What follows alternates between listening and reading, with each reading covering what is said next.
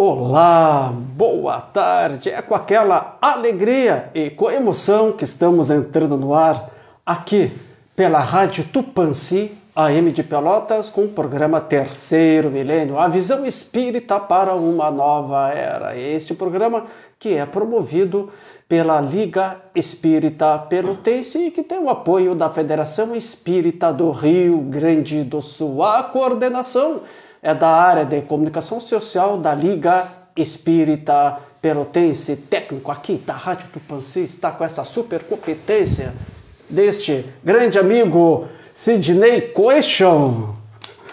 Na transmissão pelas plataformas digitais está com a responsabilidade, com a competência do técnico de TI, Cláudio Leão. A apresentação, este amigo que vos fala, Edenir Madeira. Hoje, sexta-feira, dia 14 de julho de 2023. Temperatura aproximada aqui na cidade de Pelotas está na casa dos 9 graus. Terceiro milênio hoje traz como tema espírito.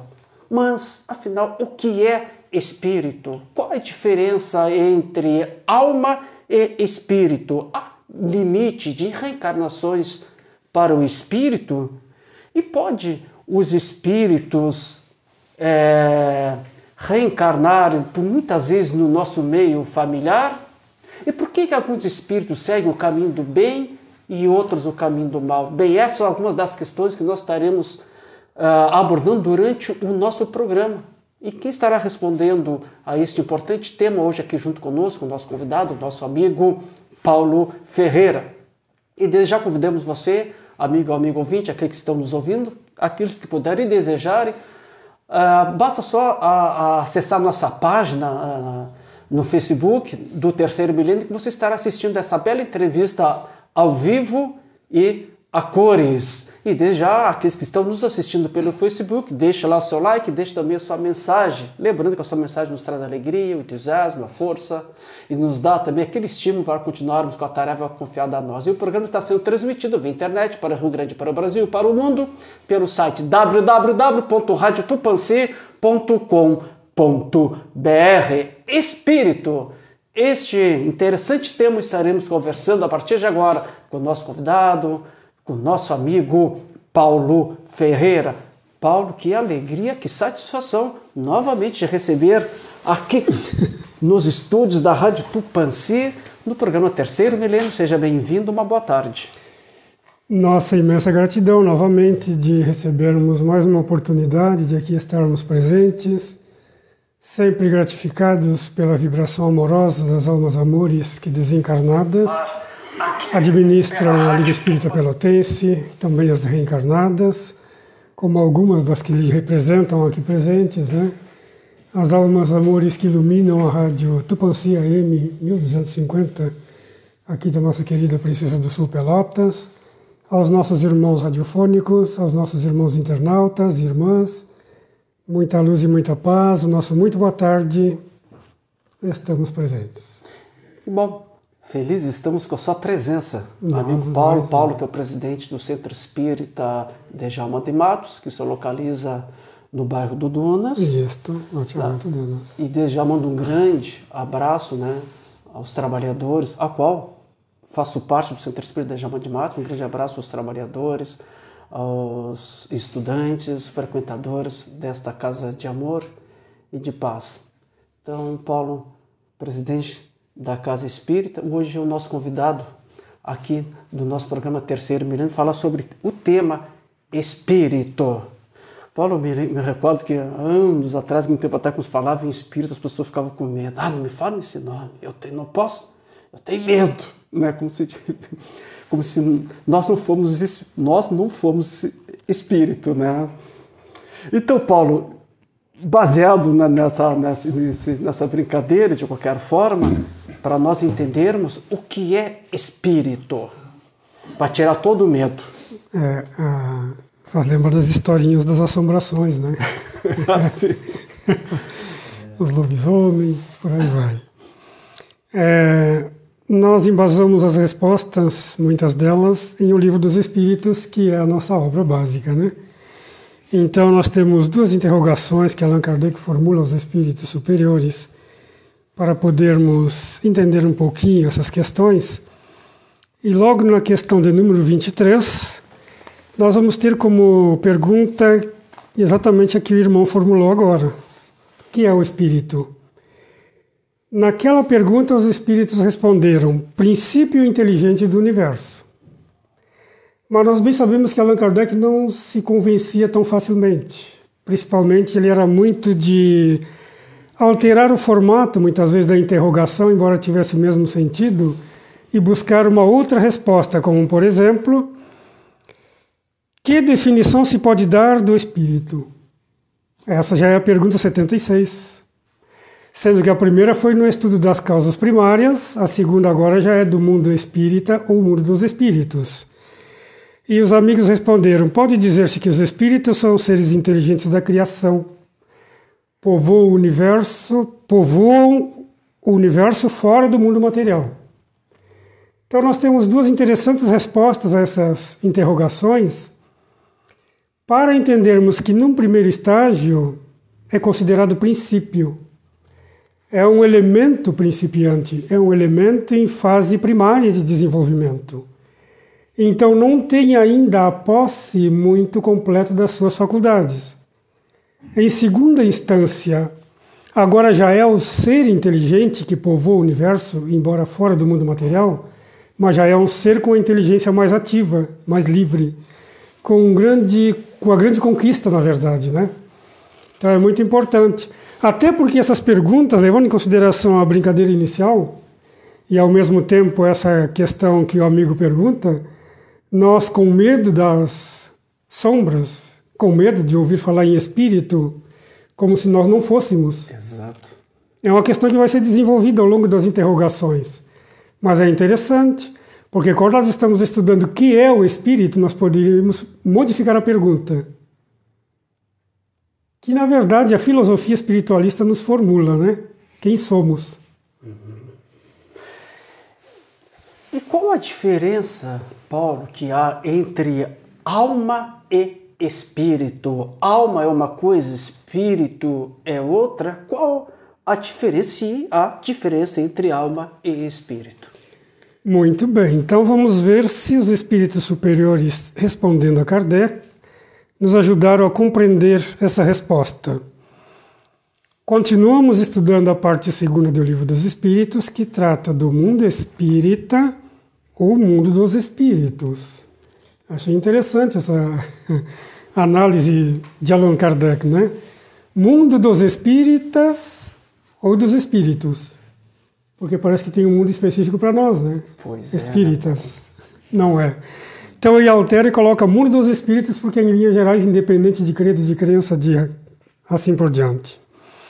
No capítulo 2, estudando a encarnação dos espíritos e desenvolvendo uma outra forma de compreender o mesmo ser, a alma, na questão 134 da letra B, ele perguntou: as almas e os espíritos são, portanto, a mesma coisa, idênticas? Responderam os espíritos que sim. Nesse quesito não há diferença.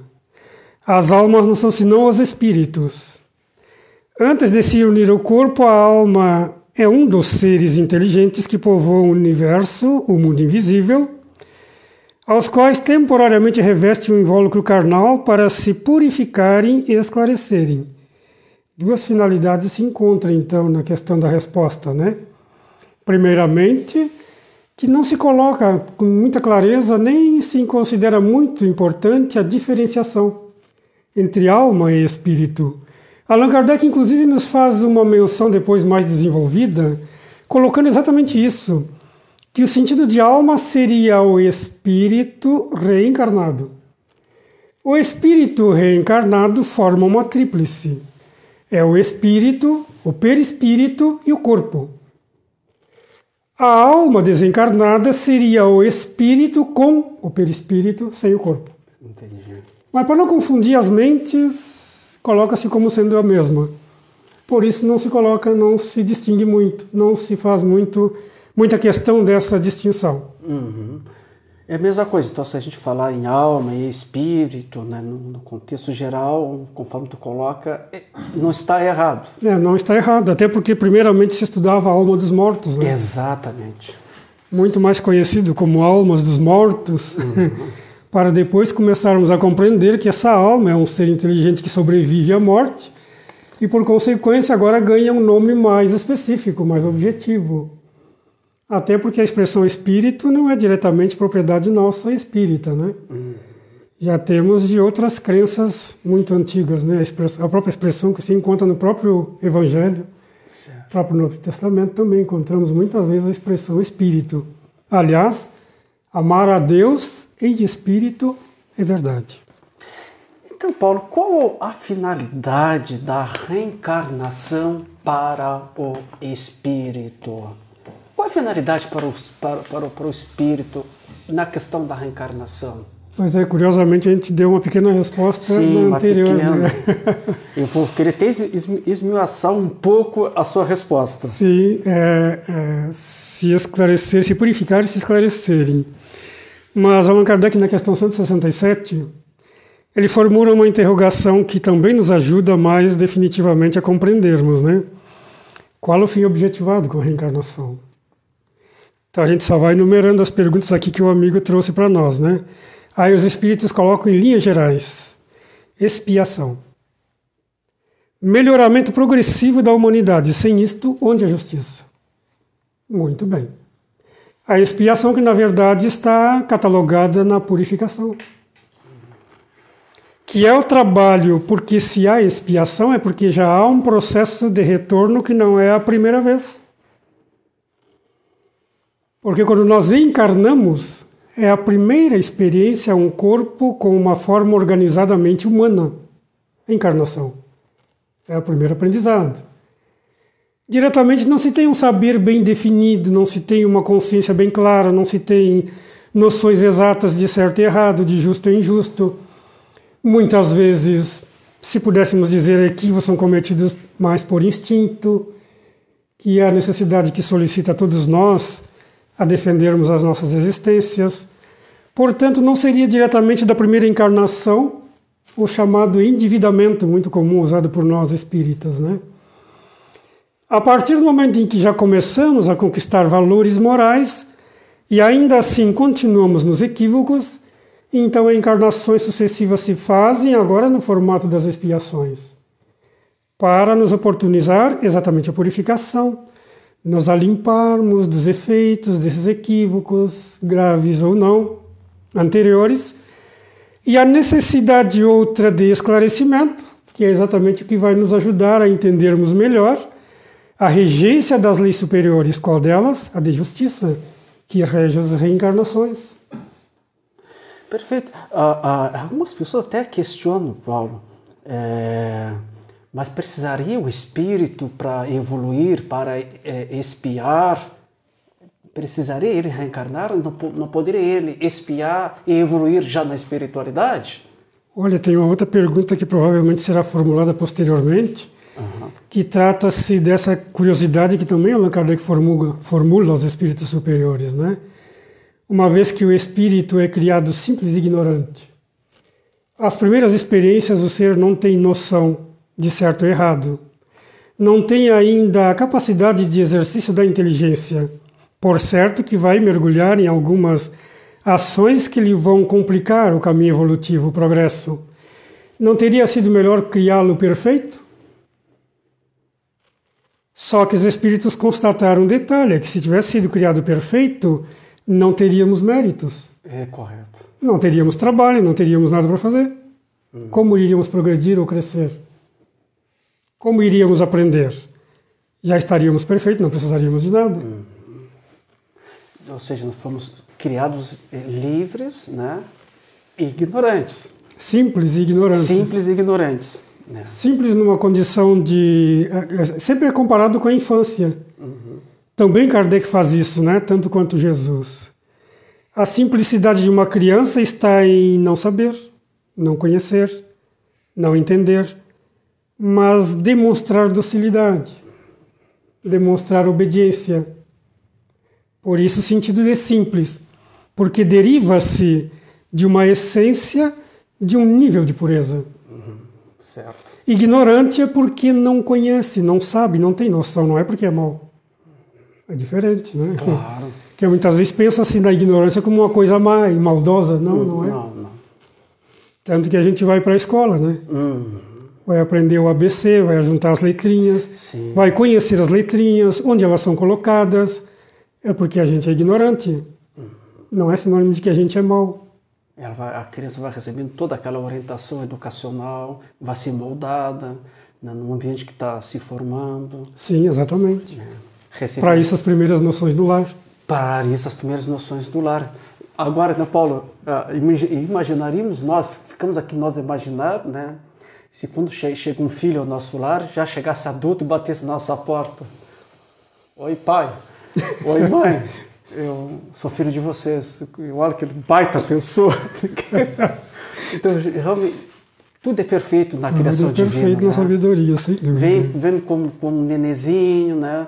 Para a gente, desde né, na enterridade, né? A gente já dando as noções educacionais do lar, as noções religiosas também.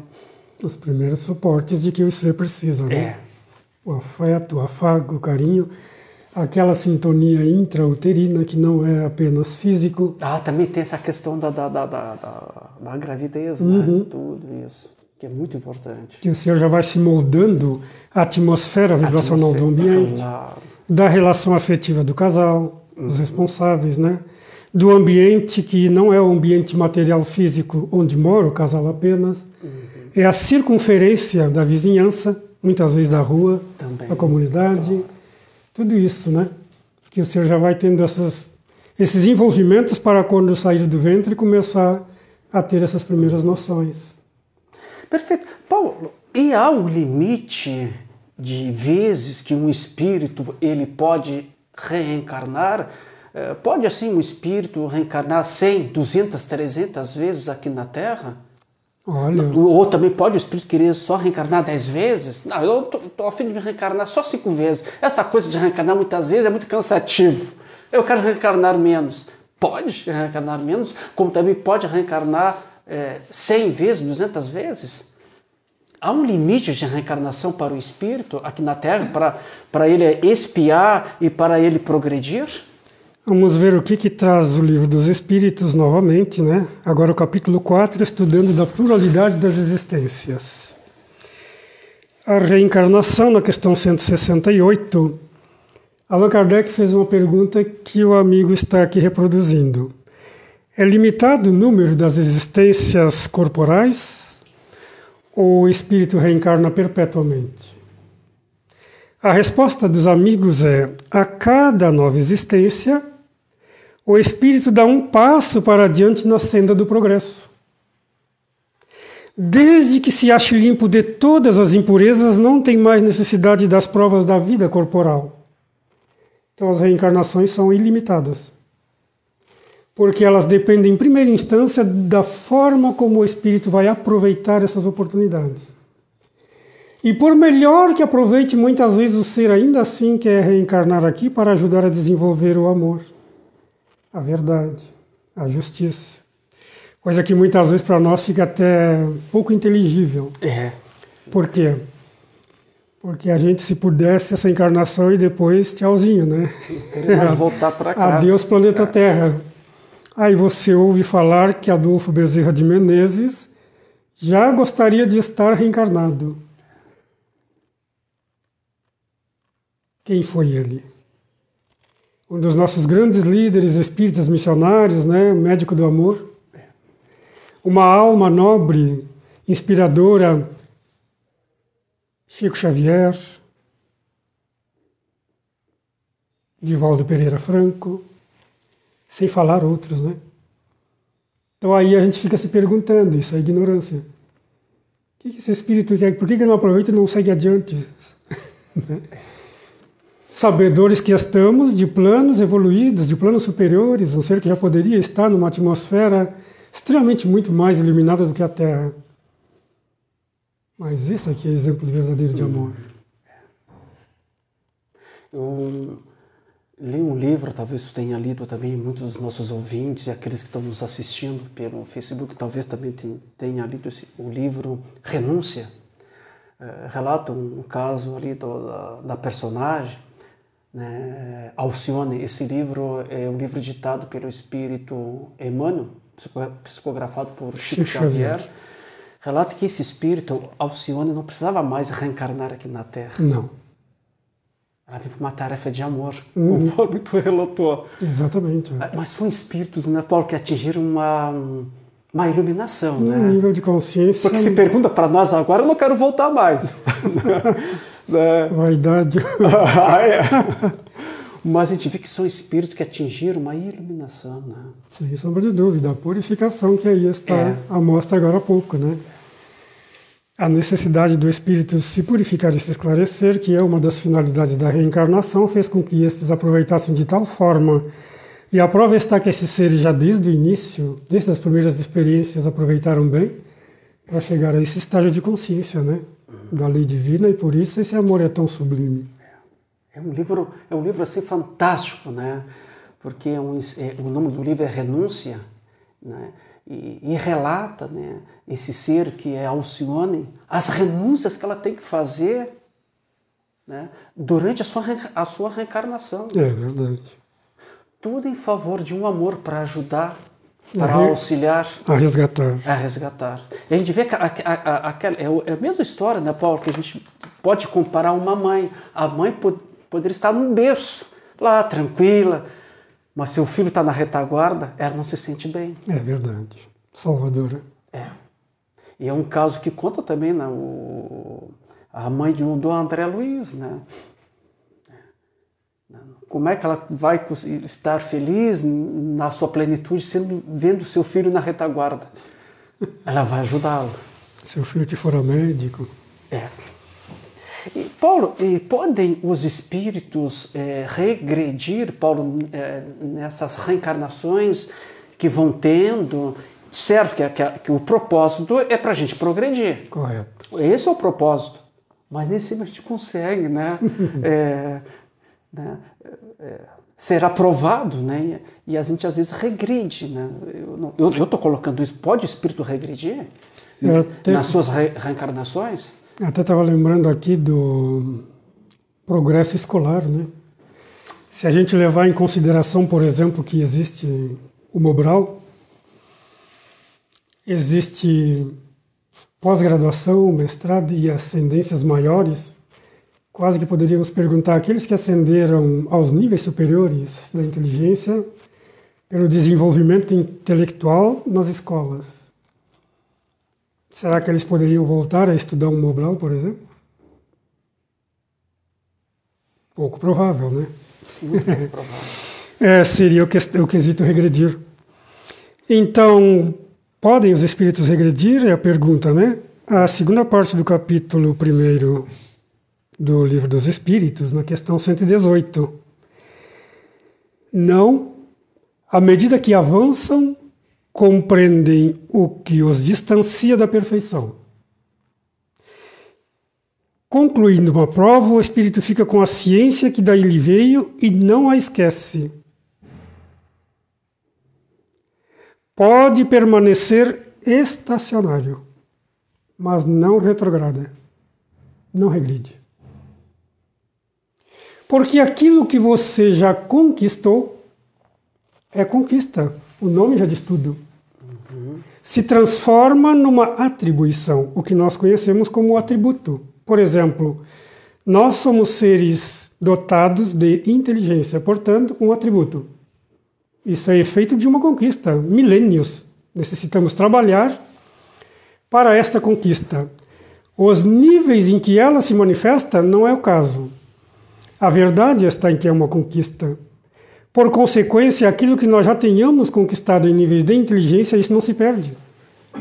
Poderemos tê-los obstruído por efeito de vários e vários fatores. Regredir, ou seja, perder a inteligência, não. É a mesma coisa que o livre-arbítrio, né? O livre-arbítrio, para você conquistar o livre-arbítrio, é necessário uma caminhada extremamente muito longa, que é o direito de usufruir da tua própria vontade para agir, fazer segundo a tua vontade. Isso você não perde mais, não existe como. Você poderá ter obstruída essa capacidade, que é uma coisa diferente. Mas essa obstrução não é Deus quem faz. Somos todos nós que, por ações assim e assado, se a cada um segundo suas obras. Obras boas são aquelas que derivam-se da obediência, de você seguir o reto caminho, de você proporcionar aos seus semelhantes o sonhar, ajudá-los a embalar os seus sonhos. Agora, se você agir em contrário, o que você está fazendo? Você está obstruindo o seu potencial. Nesse quesito, uma próxima experiência, quando se não for nessa mesmo, não vai ser possível. Vai depender de todo o auxílio provável. Mesmo assim, dependendo do gênero da expiação, poderá não conseguir. Está lá a gravidade. Perder não perde, portanto, regredir não regride, apenas estaciona. Apenas estaciona. Ele poderá, mas poderá também o espírito, em muitas reencarnações, também ficar estacionado, em muitas reencarnações. Pode sim, sem dúvida. É a mesma pergunta que a outra. Exato, né? Exato. Conforme o aproveitamento, conforme o trabalho de esforço do ser para se purificar. Certo. Mas um dia, mais cedo ou mais tarde, sem sombra de dúvida, ele vai progredir. Vai. Porque a gente também cansa de tanto reprovar, né? É quase... Reprovar não seguir, de tanto repetir, no caso, não é reprovar, né? Quem de nós não ficava chateado quando a gente tinha que repetir o ano na escola? Ah, né? sim. Não é reprovar, é repetir o ano, né? Olha o castigo. Chega um ponto que a gente não quer mais repetir. Correto. Eu vou me esforçar para que este ano que eu não venha mais repetir, para que eu progrida, para que eu passe para outra série. Chegar ao ponto que o espírito também se cansa, né? No caso, estou colocando assim, né, Paulo? Transforma-se. Isso, tu pode melhorar, né? Seria equiparado de uma forma mais, diríamos assim, humana, né? O bem e o mal. Uma pessoa de bem e uma pessoa de mal. A pessoa de bem, nós queremos junto. Nós queremos andar ao lado. Nós queremos construir em paralelo. A pessoa de bem será sempre melhormente vista por nós em todos os níveis e em todos os ambientes. A nossa memória vai se fortalecer quando sempre pensarmos nesse ser. A pessoa de mal, muitas vezes a gente quer ver a distância. E muitas vezes pensa que não deveria nem existir. Mas existe um detalhe, a pessoa de mal ela está estacionada. Se esse ser começar a trabalhar por se purificar, por se esclarecer, e adotar esse novo caminho, esse ser poderá se melhorar de tal monta e vir a ser melhor do que esse bom que a gente tanto via antes. Até porque esse bom precisa se autoafirmar no caminho do bem. Também. Não pensamos que fazer o bem é, como se diz, barbadinha, né? Não é. É exatamente nos caminhos do bem que nós encontramos as maiores provações. Exato. Somos muito mais experimentados. E é exatamente aí que nós deveremos de nos autoafirmar para exemplificar que já conquistamos. Porque o outro vem conquistando passo a passo e passo a passo. Daqui a pouco ele passa por nós. Certo.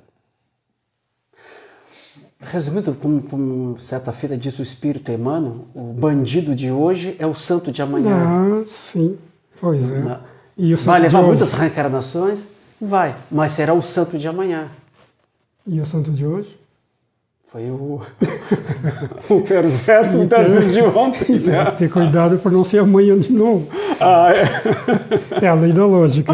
Bom, então, quando tu estava falando dessa questão do bem e do mal, vou aproveitar essa tua deixa que tu largou aqui para nós, Paulo, e te perguntar por que certos espíritos, quando reencarnam aqui na Terra, alguns seguem o caminho do bem e outros seguem o caminho do mal.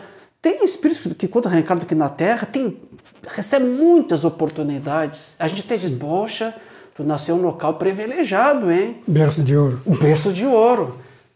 Né? E seguiu o caminho do mal. Quanto outros que nasceram em uma situação bem adversa, né, seguem o caminho do bem. Como também tem visto espíritos reencarnando em berço de ouro, seguindo o caminho do bem.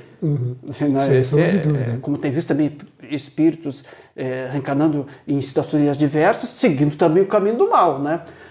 Por que, Paulo, certos espíritos que quando reencarnam aqui na Terra, uns segue o caminho do bem e outros o caminho do mal. Seria quase que aquela pergunta, por que umas crianças são boas desde a infância, desde o berço, e outras não? Uma forma simplificadora, né? Continuamos no capítulo 1, estudando dos espíritos. Agora é a progressão dos espíritos que já tinha antecipado, né? Pois é. Questão 115. Dos espíritos, uns são criados bons e outros maus? A intenção de querer saber se Deus cria espíritos bons e maus. A mentalidade que existia antecedendo Kardec. Deus criou todos os espíritos simples e ignorantes. Isso é muito importante que se diga, né? Embora muitas vezes a gente tenha a tendência de não compreender muito claro. Isto é, sem saber. A cada um deu determinada missão com o fim de esclarecê-los e de os fazer chegar progressivamente à perfeição pelo conhecimento da verdade. Para aproximá-los de si, uns aceitam submissos e chegam mais depressa, outros só suportam murmurando, e pela falta em que desse modo correm, permanecem afastados da perfeição e da prometida felicidade. O bonzinho normalmente é obediente, é dócil, é acessível. O outro, muitas vezes, é rude, é grosseiro, é rebelde, desinteressado. Mas a importância primeira, todos nós somos criados simples e ignorantes, sem saber. As oportunidades nos vão sendo concedidas exatamente para nós adquirirmos esse saber. Para irmos reduzindo um pouco a influência da ignorância, porque a ignorância caminha paralela em toda a existência, ela não desiste de nós. É porque muitas vezes a ignorância até nos ajuda em certos casos. Por isso é importante, e aqui volta a questão da perfeição, né? O nosso compromisso. Ensinou-nos o Mestre, sede perfeitos, como perfeito é o vosso Pai. Não é que a gente vai se tornar um Deus numa existência, não. Para nós termos uma noção de conduta perante os compromissos com Deus. E procurarmos fazer com que os reflexos dessa conduta também se façam nos compromissos com o mundo. O mundo tem suas leis. E muitas vezes elas nos instigam, nos aguçam. Muitas vezes são essas leis que fazem com que eclodam as nossas imperfeições, as nossas inclinações más. Se não continuarmos nesse caminho, a tendência é dele nos desviarmos e, por consequência, isso gera o afastamento de Deus. Por isso que os espíritos superiores sempre nos recomendam evitarmos murmúrios, lamentações, queixas. Não é porque não temos direito, temos. Direito nós temos, é livre-arbítrio. Apenas porque o acúmulo delas gera um contingente vibracional equivalente, que vai embotando a vontade, vai fazendo enfraquecer as forças. Isso é o que muitas vezes leva-nos a desistirmos de compromissos variados.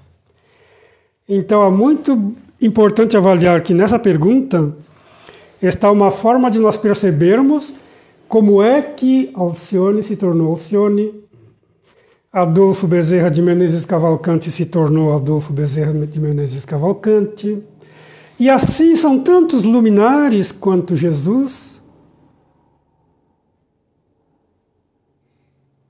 Também nós chegaremos lá um dia, mas as experiências são agora. Vou fazer uma vírgula aqui que falaste em Jesus. Jesus também foi criado simples e ignorante. Nenhuma sombra de dúvida. Não teve nenhum privilégio. Não teve privilégio nenhum, até porque se existisse Deus não seria justo.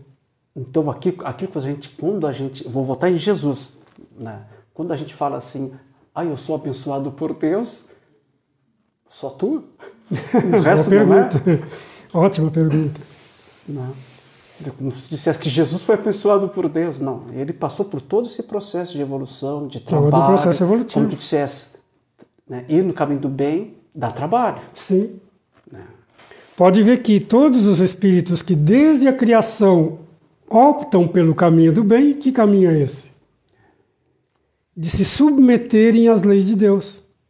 Já é um ser que não desligou a sintonia de Deus desde a criação. Diferente daqueles que optaram por outros caminhos. Por provas, por necessidades, por experiências variadas, é compreensível. Mas para entender-se um espírito purificado, para se entender um ser da hierarquia crística, é necessário ter essa noção. Partiu da simplicidade da ignorância. Então, o que tu nos coloca é de uma importância tão grande, Paulo, que quando a gente vê algumas coisas, alguns noticiários pela televisão, e a qual acaba nos chocando, né? E a gente, pessoas falam, por que Deus criou uma criatura tão abdominável assim, dessa forma, tão violenta? Não, Deus criou ele simples e ignorante. Descaminho. Afastou-se de Deus. Afastou-se de Deus. E quando a gente se afasta de Deus, a gente fica mais na escuridão. Sim. Aí vem o caminho da hipocrisia, da mentira, né? Porque o caminho de Deus é da verdade. Como Deus nos dá muitas oportunidades, esse um dia será um espírito que estará caminhando no caminho do bem. Sabe que tem um detalhe muito importante, se for possível. Pois não, fica à vontade. Porque, por mais mal que seja esse ser, a gente tem que ter um pouco de empatia. Empatia, né? É uma forma manifesta da misericórdia que deriva-se da justiça. Esse ser hoje está mal, ou esse ser hoje é um efeito das suas maldades anteriores. Esse ser um dia irá tornar-se alguém melhor. Mas para tanto necessitará passar por várias experiências, por várias provações. E para encontrar esse caminho do bem de volta, ele poderá ter uma experiência na nossa conjunção familiar. Poderemos um dia estar com esse ser nos nossos braços, como filho, como irmã, como sobrinho, como cunhado, como tio, como tia e assim por diante. E aí que eu quero lhe perguntar, se me permite, já que o amigo tocou nessa parte da família, eu vou pegar essa deixa também, essa questão da família. Mas, Paulo, quem são os espíritos que reencarnam em nosso meio familiar? Quem são eles? Os nossos filhos, nossos sobrinhos, tios, marido e mulher, primos. Quem são esses espíritos que reencarnam no nosso meio familiar?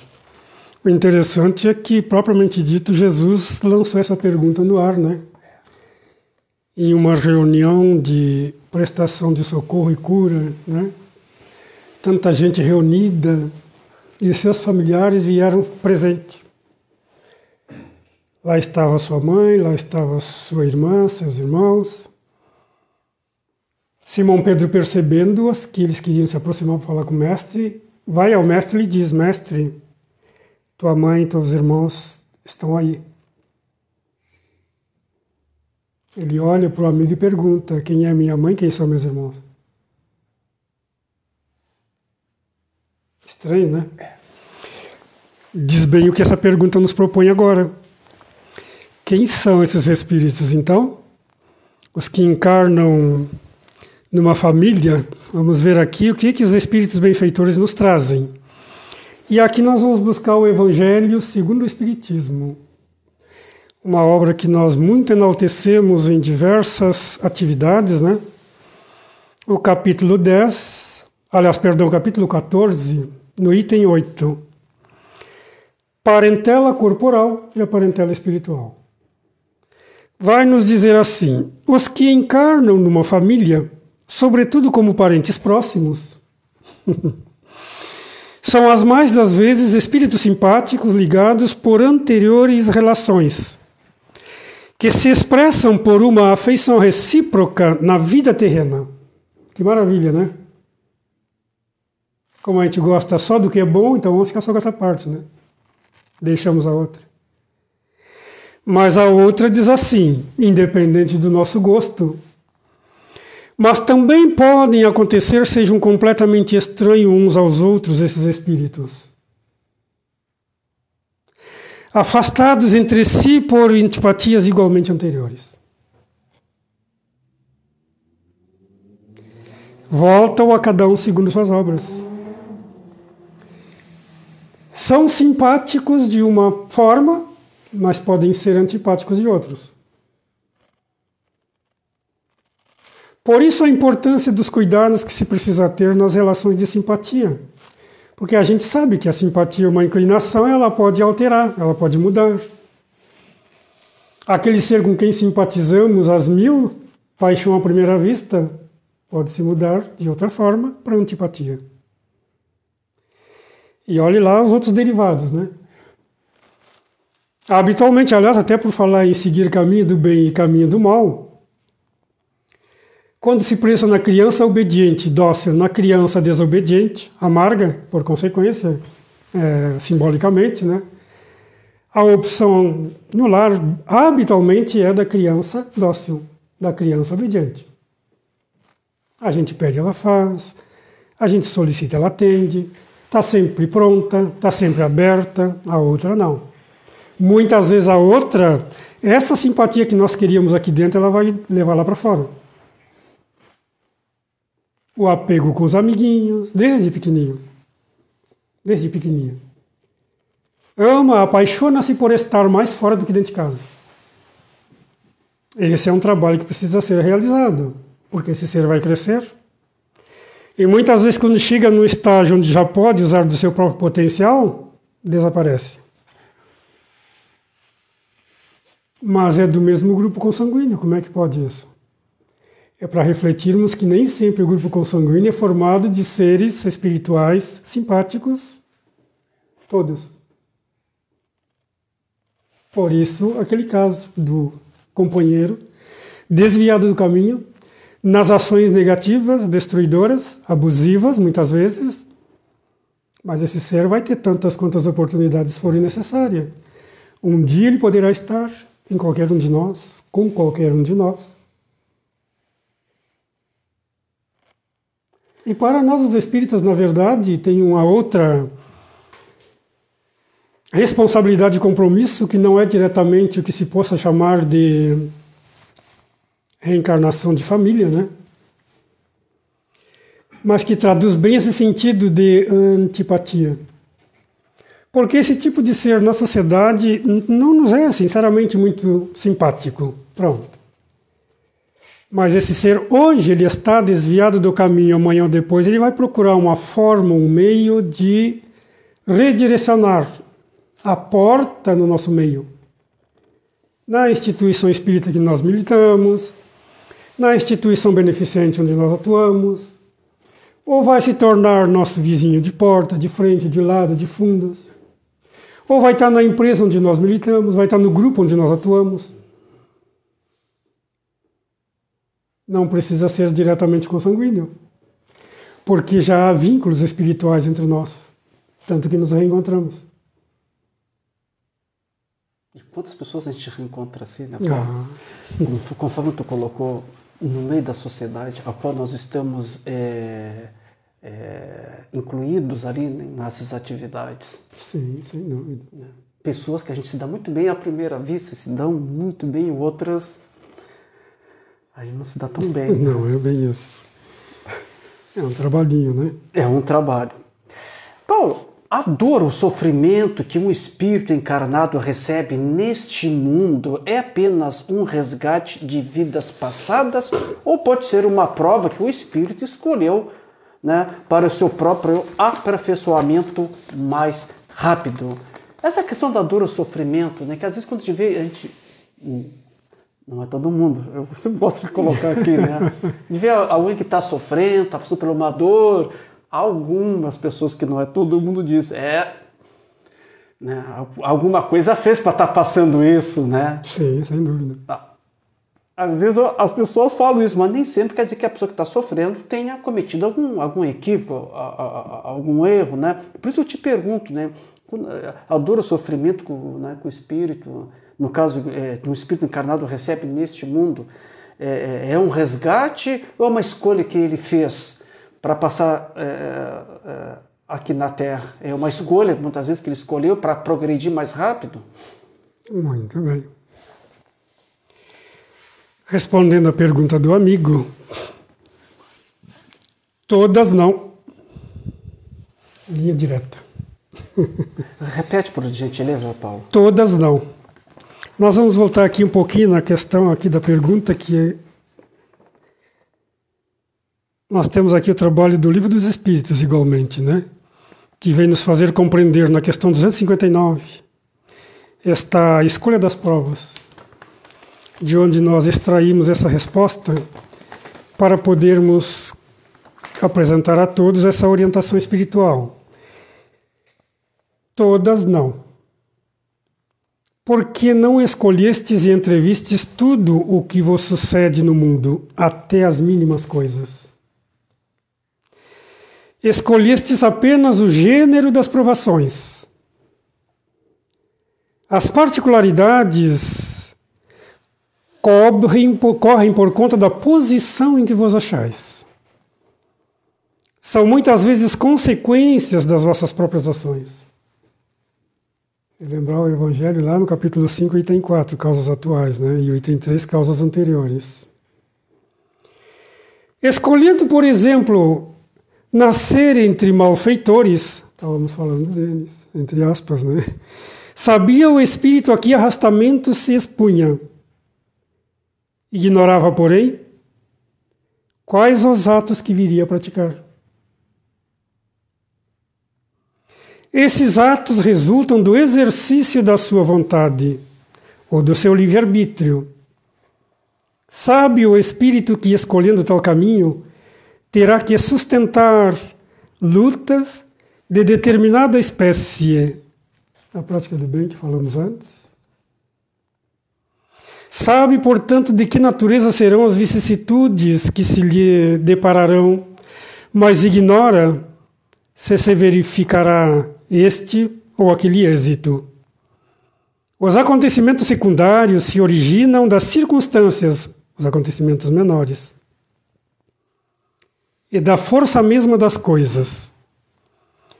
Previstos só são os fatos principais, os que influem no destino. Se tomares uma estrada cheia de sulcos profundos, sabes que terás de andar cautelosamente. Porque há muitas probabilidades de caíres.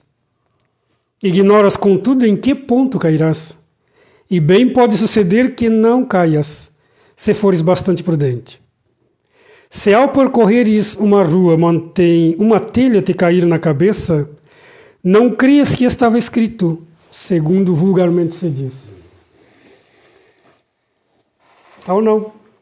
Não é generalidade que aquilo que nós padecemos, como sendo dor, como sendo aflição, como sendo sofrimento, que nós tenhamos escolhido o que seja um resgate, como assim se diz, né?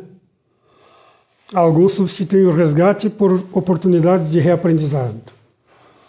Porque nós temos que ver a condição espiritual. Existem aqueles espíritos que, não tendo livre-arbítrio para escolher, os espíritos superiores que lhe iluminam os caminhos, escolhem o bojo provacional em que esse ser vai ser inserido, por terem a percepção clara do melhor para si. Esses espíritos que está se colocando, eles não têm o merecimento de escolher, Sim. de optar como será a sua reencarnação. Os espíritos superiores, então, planejam a sua reencarnação. Correto. Certo. Perfeitamente. Tá. Aí diz assim, né, aquele que será que eu fiz para Deus? Faz essa pergunta, né? Não é que tenha feito para Deus, é que não está identificando o que fez para si próprio, né? Ao ponto de não saber agora qual a causa, motivo, razão e circunstância. Oh, Deus, por que eu sofro tanto? A gente questiona também, né? Exato. Por que eu estou passando por isso? Oh, meu Deus! Olha os murmúrios, como complica, né? Os murmúrios, né? Os que afastam de Deus. Por que eu, meu Deus? Tudo a gente faz esses questionamentos. Quando as pessoas de bem padecem uma experiência dolorosa, qual é a nossa principal pergunta? Com tanta gente ruim por aí fazendo tudo de pior, por que Deus faz para aquela pessoa? Deus não faz isso para ninguém. Deus é justo e a sua justiça não se faz vingativa. É uma forma de ver equivocada porque não compreende a situação em que está inserido. Essa é a prova material de que nós nem tudo escolhemos. Porque poderíamos ter muitos conhecimentos, muita clareza daquilo que estamos experimentando. E noções claras. Um exemplo disto é o entravamento que padecemos na inteligência, por exemplo, né? Falávamos nela anteriormente. Por mais que se faça, não tem jeito de ser aprender. É notório que há um entrave intelectual. É castigo de Deus? Só pode ser, porque tem outros que nascem gênios. Como é que Deus esqueceu desse aqui? Não, Deus não esqueceu. Aí está uma das típicas características de que a programática foi elaborada por agentes superiores, com o fim de ajudá-lo a se purificar mais rápido. E tem todo esse suporte para lhe ajudar. Hoje, professores, pedagogos, pediatras, psiquiatras, psicólogos, tem todo um bojo, todo um cortejo que antes não tinha. E fora o amparo da espiritualidade. Sim, sem dúvida, exatamente a primeira, né? É. Então, por isso que os espíritos responderam que não, né? Perfeito. Paulo, o que fazem os espíritos no mundo espiritual? Lá todos têm ocupação, todos trabalham, se ocupam. O que fazem os espíritos, né, no mundo espiritual depois que deixou aqui a Terra? Né? Eles ficam sentados do lado de Deus Pai, contemplando? Direito de Deus Pai, descansando, né? Já cumpriram com o seu dever. Muito bem. Livro dos Espíritos, na parte 2ª. Capítulo 10, das ocupações e missões dos espíritos, na questão 559. Allan Kardec nos torna inteligível que também desempenham função útil no universo os espíritos inferiores e imperfeitos, não são só os superiores. Aqui volta o companheiro aquele em foco, né? Aquela pessoa em foco que estava desviada do caminho, cometendo todas as atrocidades possíveis e que de repente começou a trabalhar por modificar-se. Começa seu processo de utilização. Começa seu trabalho de ocupação útil. Todos têm deveres a cumprir para a construção de um edifício. Não concorre o último dos serventes de pedreiro como arquiteto? Referência aqui à questão 540 do Livro dos Espíritos, né? Para a gente ter uma noção de ocupação. E isso não é uma visão física. Por isso que a gente muitas vezes pensa, outro dia eu falava, até foi na expositiva na Liga, né? Isso, certo. Que é muito importante. Tem tantas leituras das obras básicas que muitas vezes você pensa que é uma obra comum. É uma obra literária da inteligência humana. Como essa colocação que ele faz aqui, né, por exemplo, onde ele faz essa comparação para a gente entender as ocupações dos espíritos no mundo espiritual. Aqui mesmo aqueles espíritos que nós consideramos espíritos puros, também são seres incumbidos e encarregados de ajudarem a gerenciar, de cooperar na iluminação dos planetas, né, em redenção.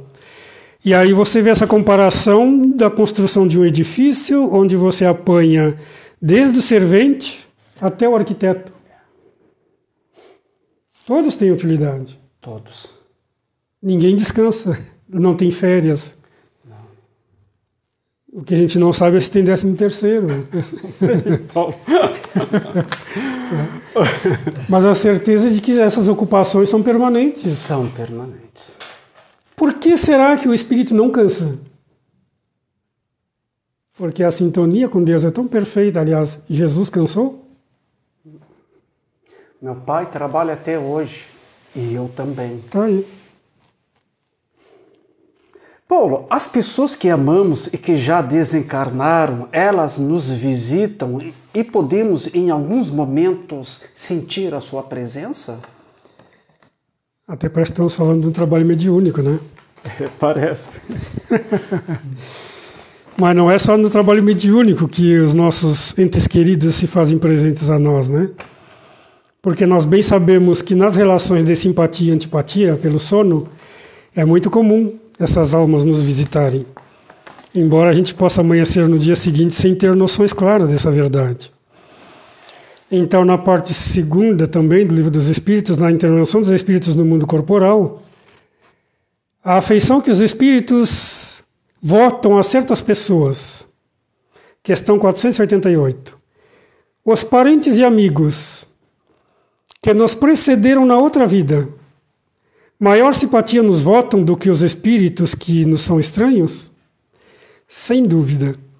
E quase sempre vos protegem como espíritos, de acordo com o poder de que dispõem. Então, de acordo com as condições que o espírito possui, do auxílio que o espírito recebe, eles podem, as pessoas que amamos, até as pessoas que não amamos também, que já estão na erraticidade, podem nos visitar, quer seja em sonho ou em vigília. E aí o amigo falou lá no início do nosso trabalho, né? Na questão de que a palavra espírito soava como uma coisa muito estranha, aí falamos nas assombrações, aqui nós vamos nos reportarmos aos encostos. Quando os nossos entes queridos que nos amam, na verdade, né? Não nos amaram, continuam nos amando, apenas não têm o corpo físico, podem se fazer presentes, quer em sonho, quer em vigília. E muitas vezes algumas pessoas percebem e conseguem identificá-los, não apenas pela forma movimento, não apenas por alguns aspectos que conseguem identificar pela visualização, muitas vezes por um simples perfume. Alguns identificam seus entes queridos pelos perfumes, pelos aromas que lhes eram habituais. De outra forma, também vem nos visitar a qualquer momento e hora, porque não depende de nossa organização, muitas vezes exatamente para nos ajudar a que nos organizemos melhor. Mas, se pensarmos na possibilidade de um encosto, não será bem recebido. Muitas vezes eles vêm nos ajudar, nos amparar, nos assistir, né? E algumas pessoas têm uma sensibilidade, né? E dizem, eu vi a assombração do avô, da avó, do tio, da tia, né? Não, ele vem te visitar. Até crianças vêm. Até crianças vêm. Com muita nitidez. Paulo, estamos sempre chegando ao término do nosso programa. Não podia deixar de fazer essa última pergunta, se for possível, brevemente, né? Porque já estamos encerrando, o tempo já esgotou. O que nos habilita e nos credencia a ter uma condição melhor na espiritualidade? Resumida a pergunta? Resumindo. Livro dos Espíritos, livro do Evangelho segundo o Espiritismo, capítulo 10, Bem-aventurados os que são misericordiosos, o sacrifício mais agradável a Deus, itens 7 e 8, só resposta para encurtar. Jesus ensina que o sacrifício mais agradável a Deus, ao Senhor, é o que o homem faça dos seus ressentimentos. Se nós quisermos uma condição melhor para ingressarmos na vida além, sorrindo, demonstrando serenidade, cumprimento do dever, trabalharmos os nossos ressentimentos. Pois que só a partir daí é que nós vamos trabalhar realmente a caridade. Paulo, então, vamos trabalhar esses ressentimentos, né? E aproveitar todo o tempo que a gente tem para fazer o bem. E por falar em bem, o bem tu nos fizeste hoje, Paulo, trazendo esse tema maravilhoso, com muitas informações, esclarecimentos, e nos trouxe também conforto e consolo a nós todos. Amigo Paulo, nosso muito obrigado. O bem recebido, obrigado.